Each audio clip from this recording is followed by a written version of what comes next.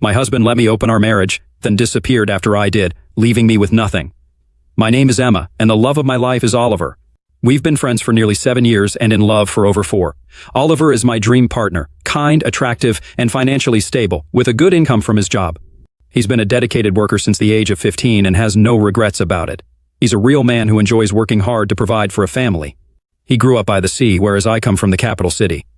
We got married 2 years after meeting, just 1 month after experiencing our first love at the age of 19. My parents were supportive, but his family initially wasn't thrilled about our arrangement. They accused me of trapping him into marriage, even though I was a virgin and had no children. It's hard to understand how they could see it as trapping. I've also been working diligently, starting at a hotel reception when I was 17. On the other hand, Oliver had a previous relationship, maybe 2, but he only admits to 1. It's a mystery why they blamed me for anything. Despite the initial blame and some early animosity, they eventually embraced me as family, and we all found happiness in each other's company and trust. Oliver and I have been in love and married for almost 4 years, and we are all very content. I take care of the cooking and cleaning for him, and am eager to fulfill any of his desires.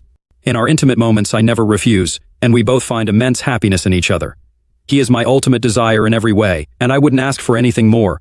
Now this is where complications enter the picture. I've been working alongside a man named Doran at the hotel since the very beginning. Doran, who is 32, handles maintenance and janitorial tasks for the hotel. Let me make this crystal clear right now. For everyone out there, I have absolutely no romantic desires or attraction towards Doran. Doran is simply a kind-hearted person who has gone through a difficult time. He has a wife who cheated on him and left, taking his son with her. Through a paternity blood test, it was revealed that the son is not biologically his, exposing the affair and implicating another man as the father. Doran, who is not just my friend but also beloved by all our colleagues at the hotel, was in deep despair after this heart-wrenching episode. He didn't want to go on with life and even took days off work, something he had never done in his 13 years at the hotel, never missing a single day until this ordeal. I was extremely concerned about my friend and co-worker. To boost his confidence, I began talking to him at work and insisted that we have lunch together every day, along with other CO workers, in the break room or outside at tables to chat in the fresh air and sunlight.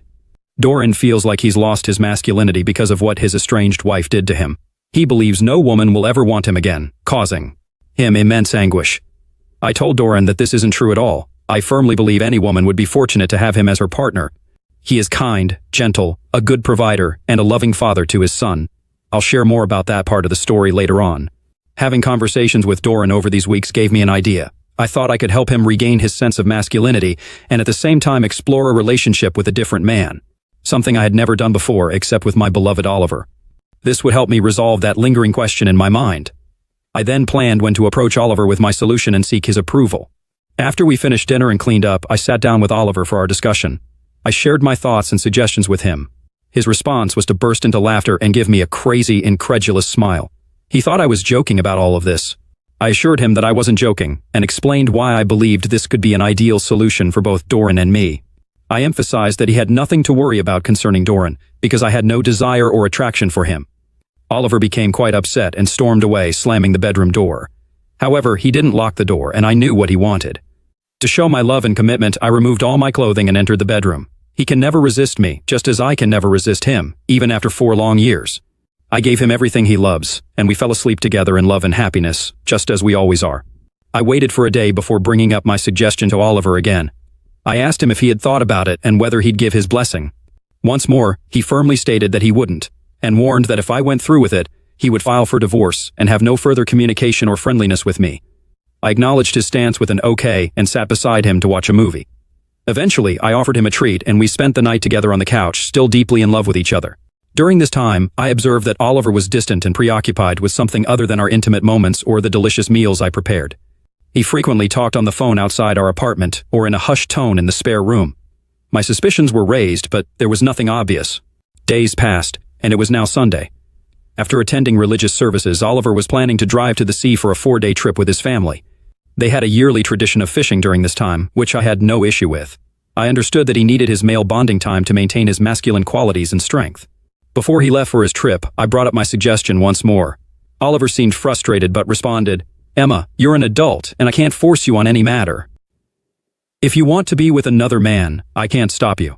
I've already expressed my feelings about this." I hugged, kissed, and thanked him for his understanding, but he looked at me strangely before getting in his car and driving away. Before Oliver left, he advised me to remember what he had told me. I expressed my love for him and continued to send affectionate messages and texts that night. The next day during lunch, I met with Doran and shared my suggestion with him. He was completely surprised and hadn't anticipated this at all. He initially declined, stating that he couldn't engage in a relationship with a married woman. I explained that my husband didn't agree, but allowed it, and this was what I wanted. Doran pondered my suggestion throughout Monday night, unable to sleep. When we met on Tuesday, he agreed to it on the condition that both my husband and I were comfortable with it, emphasizing that there would be no emotional involvement, only the physical act. I assured him that I had no desire for him whatsoever. He was a nice man, but not someone I found attractive in any way. So, on Tuesday night, I went to Doran's place. It was a cozy little home, and we had the encounter using protection, and there was no kissing or intimate gestures, just some physical contact in the act itself. It seemed to satisfy Doran quickly. For me, it was merely about putting an end to my curiosity. It wasn't a memorable experience and held no significance for me other than checking off a box. That evening, I sent a text message to my beloved Oliver, informing him that everything had gone smoothly. I assured him that Doran's self-esteem had been restored, and I had found the answer to my question. I emphasized that I would never be with another man, only him, my love Oliver. It's crucial to understand that this was a purely physical encounter, with the use of protection, devoid of any emotional connection or love, unlike the intimate moments I share with Oliver. Let me clarify this for everyone out there. I chose to text Oliver because I was concerned about his reaction, and he didn't respond that night. I spent a sleepless night filled with worry. Thankfully, the next morning he texted back saying he would be returning home on Saturday instead of Friday. While I didn't like the idea of him being away for 2 additional days, I appreciated his understanding regarding the suggested encounter and was grateful to have his love. The following day, Doran and I had lunch together, and he expressed his gratitude for the session and for helping him regain his confidence and sense of self. He also shared that he had been granted 50% custody of his son through the court despite not being the biological father. I celebrated this news with him and explained that now that our purpose had been fulfilled, we didn't need to continue meeting individually for lunch or other gatherings. He thanked me, understood, and assured me that he wasn't a deceitful person. During this time, I continued to send loving texts and intimate photos of myself to my dear Oliver. However, his boat had poor service, so his responses were infrequent, and he mainly expressed his anticipation of seeing me on Saturday. I was filled with excitement and love, eagerly awaiting his return. But unfortunately, this story takes a painful turn. On Friday, after a long day at work and shopping for Oliver's favorite foods, I returned home to a shocking sight. My apartment was empty, and divorce papers were placed on the counter accompanied by a note. The note stated, "I thank you and wish you good luck and success with Doran," signed by my beloved husband Oliver. I was overwhelmed with tears and disbelief, knowing that this decision was not his own, but influenced by his family's disapproval of me. Oliver would never willingly do something like this. He had taken away all the furniture, silverware, cups, glasses, and linens, leaving only a single set. Our king-sized bed was replaced with a small twin bed, seemingly from his nephew's room. He left me with a small TV and a chair. Additionally, he took all the kitchen appliances but left me with just a saucepan and a frying pan. He even provided paper plates, plastic utensils, paper cups, and basic necessities like toilet paper and paper towels. My sole possessions left were my clothing, toiletries, and makeup. I attempted to call Oliver, but I discovered that he had blocked my number. When I reached out to his mom and sister, I found that they had blocked me as well. This was the case with his dad and brother too. It became apparent that Oliver had been consulting with an attorney during those times when he was away or in the spare room. It seemed like he had initiated this process shortly after I shared my suggestion, which felt like a deceitful move. I can't believe what's happening. I then read the letter included in the divorce agreement, which instructed me to direct all correspondence and conversations through the attorney with no direct contact with my husband. This brought me to tears. At the end of the day, I decided to call the attorney to understand what was happening and how I would survive. I explained that I couldn't afford to pay for this apartment on my own. The attorney informed me that Oliver had covered the lease payment, including basic utilities, for the remaining 3 months on our lease. However, I would need to manage expenses for video service, internet, and cell phone on my own. The attorney also mentioned that when the lease expires, Oliver had terminated it. If I wanted to stay, I would need to renew it with the landlord. I'm left wondering how I can manage to stay when I can barely afford it. Is this how a man treats the love of his life and a woman who gave him everything, from love in various forms to cooking, cleaning, and running all errands? Oliver always had to ask and he would get whatever he wanted. Now I'm on the edge. I couldn't sleep that night, and the following day I decided to visit Oliver at his job site. I was informed that he had taken on a job by the shore and specifically requested to work in that area. He's a skilled concrete worker, one of the best, especially for someone so young. I asked the foreman to let him know I was there and that I loved him, and he said he would pass on the message. I'm overwhelmed with grief. It's truly unbearable, like experiencing a death and loss. I confided in a friend and coworker about everything, and she couldn't believe my actions. She's the one who initially suggested the idea. When I questioned her about it, she said, "Yes, I mentioned it, but I never thought you'd actually go through with it. It was just crazy girl talk." The following day, I took a bus to the seaport since I don't drive. I went to my in-laws' home, and although I wasn't exactly welcomed, they allowed me inside and prepared a meal and coffee for me. I explained the misunderstanding and how I love Oliver deeply and eternally. They were kind, but Oliver's mother told me that he doesn't want to see me again and suggested it would be best if I never contacted him. I expressed my inability to do that because he is my entire world. Oliver was working 100 kilometers away, and his family didn't welcome me to stay with them, so I had to take the bus back to my empty apartment. I cried the entire journey and continued crying all night. I even had to take some time off from work the next day to collect myself. Now, I need your help with my question. How can I regain my husband's love and mend this misunderstanding? Please, I'm not looking for judgment or criticism, as I've already received plenty of that in a previous post without any helpful suggestions or actions. All I'm seeking are practical steps to win back my man, the love of my life, because I can't continue like this. Your assistance is greatly appreciated. Update 1. Let me address some questions from this group. Yes, I believe in God and the sanctity of marriage. Do you? No, I was not unfaithful to my loving husband, and I would never engage in such behavior. It's quite audacious to even suggest that. Yes, I do consider myself a good girl. How many 24-year-old women do you know who have only been with one man and had just one other latex session? I can answer that for you, none, unless they're nuns. No, I have no intention of having any kind of relationship with Doran beyond being co-workers. There's no attraction or desire there. What I did for him came from the kindness of my heart. I take pride in helping him, and it's ultimately up to God to judge me, not any of you. No, I will never be with another man in the future. Perhaps you should ask these questions to your own significant other. Why not? Because you don't want to hear the truth? No, I didn't diminish or disrespect Oliver. You haven't met my husband, so you can't judge his masculinity. I know he's more of a man than anyone here. No, I haven't disclosed the situation to my parents or other family members. But I'm confident they would be proud of their daughter for doing what's right and selflessly helping people. No, I have no interest in engaging in latex sessions with any other individuals in this group. Many of you seem to have bitter attitudes. Update 2, well, I have to provide another update, and it's quite an unfortunate situation. It's been a whole month since I've been without my husband, and I feel utterly empty and heartbroken. I've made every effort to contact him, but there's been no response. I've even resorted to calling him from other people's phones and leaving heartfelt messages. But it seems he's screening his calls and has never returned any of them, despite my pouring my heart out to him. I went as far as having Doran call Oliver and leave him a message expressing gratitude for his act of kindness and how it saved Doran from a life of misery. Doran told Oliver that he sees him as a great man and will forever be indebted to him for his actions, emphasizing that there's no love or interest between me and Emma, we're just colleagues. However, Oliver hasn't responded to any of this. I decided to confide in my parents and brother about my divorce, but their reaction was far from what I anticipated. They're very angry with me and can't see the good deed I did, only focusing on the perceived infidelity. No matter how much I try to convince them that it wasn't cheating but a selfless act, they remain unconvinced and express disgust towards me. They've even suggested I go to confession every day for the next year. I believe that in the end, it's up to God to judge me, not the people on this earth, including my own family. Final update. Okay, I wasn't planning on returning to this troublesome post, but some kind-hearted people have asked for an update, so here it is. I really wish I could block all those bitter individuals in the comments. Anyway, let me fill you in on my current situation. I'm now living at our community hostel because my lease expired, and I don't have the financial means to afford rent in the capital city. It's a decent place, but it's only a temporary solution. I could have stayed with my parents, but I chose not to since they don't understand my perspective. Now about the divorce, it's official. It might just be the quickest divorce in our country's history, which seems to be my luck, but at least I have faith in God to support me. The judge appeared to be quite traditional and didn't seem to have much regard for women in today's world. He viewed my suggestion as nothing more than cheating and disregarded the fact that I had helped Doran regain his life. He simply stated, "You can call it whatever you want, but it's cheating and a breach of your marriage."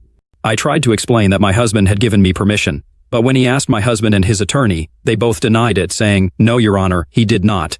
What Oliver told Emma was, "You're a grown woman, and I can't prevent you from doing anything." He then added that he had previously warned Emma that he would divorce her if she went through with it. The judge turned to me and I conferred with my legal representative who confirmed, yes, Oliver did tell Emma this, and it's a truthful statement. The judge proceeded to ask, "So why did you proceed with your affair knowing this?" My legal representative and I were caught off guard and didn't respond. The judge then said that we didn't have to answer the question because it was irrelevant to the outcome. He then granted Oliver the divorce, officially ending the marriage. As part of the ruling, he awarded me the equivalent of €6,000, about $7,000, which Oliver was required to pay within 90 days. Can you believe all of this? Just €6,000 for 4 years of various forms of intimacy, cooking, cleaning, running errands, and taking care of this man when he was ill? If I had worked these jobs instead, it would have amounted to over €200,000. Do I believe I should have received €200,000 from Oliver? No, I do not. However, receiving only €6,000? Come on, people. Why aren't women valued more for their valuable contributions to marriage? Can the individuals in the comments section answer me that question? This is my last post here because I won't continue arguing with the unkind individuals in the comments section. I'm simply drained, and you all are unpleasant people. Instead, I'm going to invest all my time and energy into winning Oliver back over the next year. I left him a message on his phone, letting him know I won't go on any dates for at least a year, maybe even indefinitely, as I'll be patiently waiting for him to return. I told him he's welcome to come to my new apartment anytime for any type of affection and provided him with my new address. I believe that one day, I'll hear a knock on my door, and there will be my dreamboat, Oliver, standing there, ready to embrace me with kisses. We'll then live our lives happily ever after, possibly with many children and daily affection. Merry Christmas to everyone out there, and I extend God's best wishes to all, even those who dislike me and themselves. Alright, that was a fun story. Now let's move on to another exciting one. Stay tuned, and let's dive in. This incident occurred more than 5 years ago, and I still haven't completely healed emotionally. Back then John, was 31 years old, and my girlfriend Lisa was 29. We had been in a loving, monogamous relationship for 3 years, or at least I thought so. We crossed paths at a cocktail reception held at a local art museum. Ironically, neither of us was a fan of modern art, but we were both there with friends, and we hit it off right away. We started dating casually and soon decided to exclusively commit to each other because our connection was undeniable. Around a year into our relationship, Lisa brought up the idea of moving in together, as she was eager to take our relationship to the next level. I initially hesitated, expressing that I wasn't quite ready for that step, so we continued to live separately but spent at least 6 nights a week together. And our love for each other continued to deepen. Over the following year, Lisa continued to gently nudge me towards taking that next step. Eventually, on our 2nd anniversary, I reluctantly agreed, and we moved in together.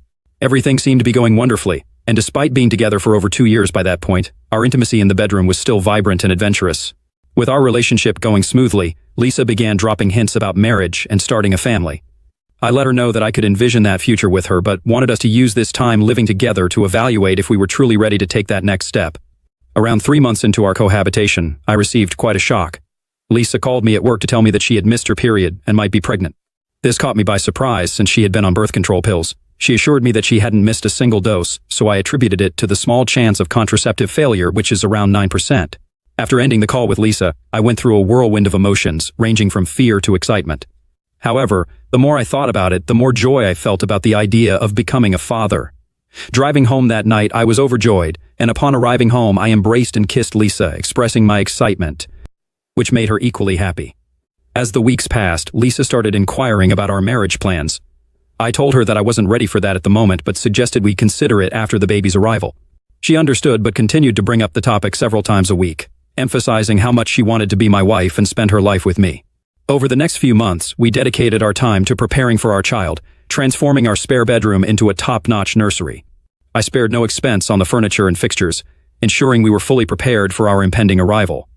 Our lives were going so smoothly that during Lisa's 7th month of pregnancy, I took the opportunity to propose with a heartfelt proposal. I got down on one knee and Lisa joyfully exclaimed, "Yes, yes, yes, I will marry you, John." We were both overjoyed. I suggested we have a civil ceremony at the mayor's office the following month, followed by a reception after the baby's birth, and she enthusiastically agreed.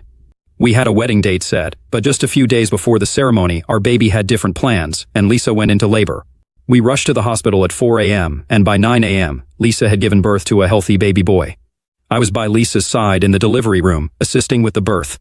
Although the delivery went relatively smoothly, I couldn't help but notice immediately that the baby didn't resemble me. He had jet black hair, a deep brown complexion, and appeared to be of Hispanic descent. Both Lisa and I, along with our extended families, have Northern European backgrounds with light hair and fair skin tones. No one in either of our families has Hispanic heritage. When the baby was placed into Lisa's arms, I glanced at her face, and despite her efforts to appear composed, I could sense her shock at the baby's appearance. My heart was racing, but I managed to maintain my composure, pretending that everything was normal. Lisa wanted me to hold the baby, which I did, and tears welled up in my eyes.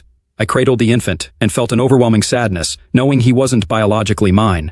Despite my emotions, I handed him back to Lisa, and mentioned that I was going out to inform our parents of the exciting news. I went out to the waiting room and shared the news with them. They all went inside to see Lisa and the baby, while I explained that I needed a short walk to calm my nerves after all the excitement. I headed over to a small park area by a stream that flowed through the hospital grounds, and there I completely broke down in tears. My world felt like it had crumbled around me. I knew that today I would lose both my future wife and the baby I had so dearly hoped for.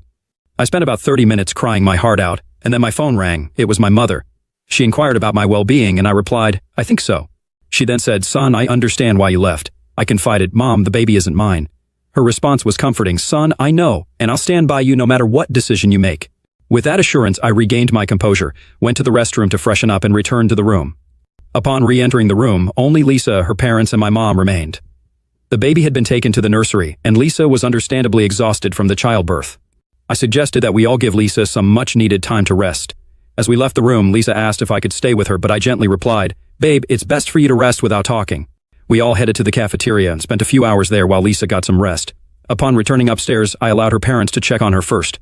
After spending about half an hour with her, they relayed that Lisa wanted me to be with her, so I went in to comfort her.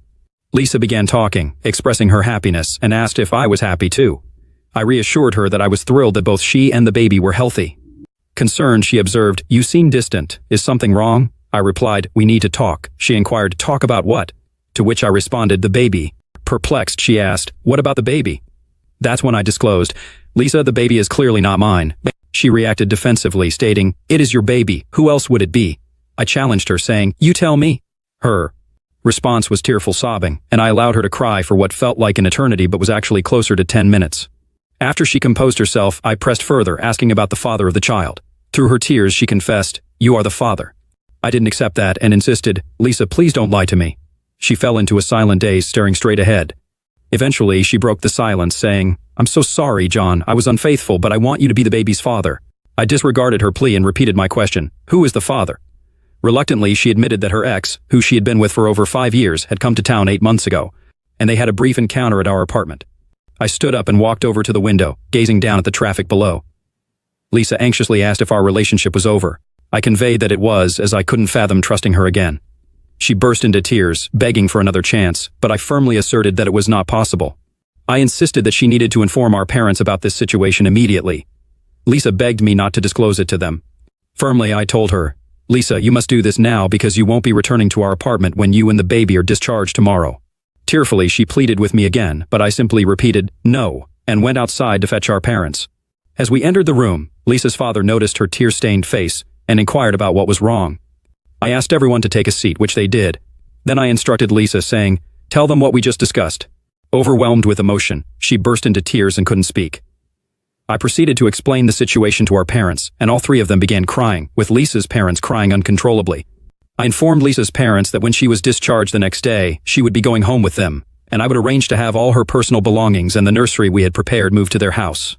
Throughout this conversation, Lisa continued to cry uncontrollably. Then I turned to my mom and said, "Mom, let's go." In response, Lisa screamed, "John, please don't leave me. I love you and I'm so sorry." With that, we walked out the door, leaving her parents to console her. While we were driving away from the hospital, Lisa called and pleaded, "Please, John, don't end our relationship like this." I replied, "Lisa, I didn't end our relationship, you did." I continued, "The trust we had is forever broken, and the person I knew and loved is gone." Despite her continued pleas, I remained silent, eventually telling her that there was nothing more to say before hanging up. The following morning, her father came over with his van, and we loaded all of Lisa's belongings in the nursery into the back. I accompanied him to their house, helped with unloading, and set up the nursery in one of their spare bedrooms. I was devastated. Lisa's mom inquired if there was any possibility I would reconsider and give her daughter another chance. Politely, I explained that it was not possible because I could never trust Lisa again, and I would never be able to love the child that was conceived by another man. With this, her father drove me back home, where I spent the next day crying my eyes out. Over the course of the next week, Lisa reached out to me relentlessly, making over 100 calls and sending numerous texts. She professed her love and asked for another chance. Initially, she understood my reluctance to marry her and become a father to her child. Instead, she suggested that we continue dating as we were before. I chose not to respond, and eventually, the messages ceased. Undoubtedly, this has been the most challenging period of my life. Although I have no intention of being a part of Lisa or her son's life, I do entertain the thought of meeting him for a beer when he turns 21. I'd like to express my gratitude for his early arrival, which prevented me from marrying his mother and further complicating my life.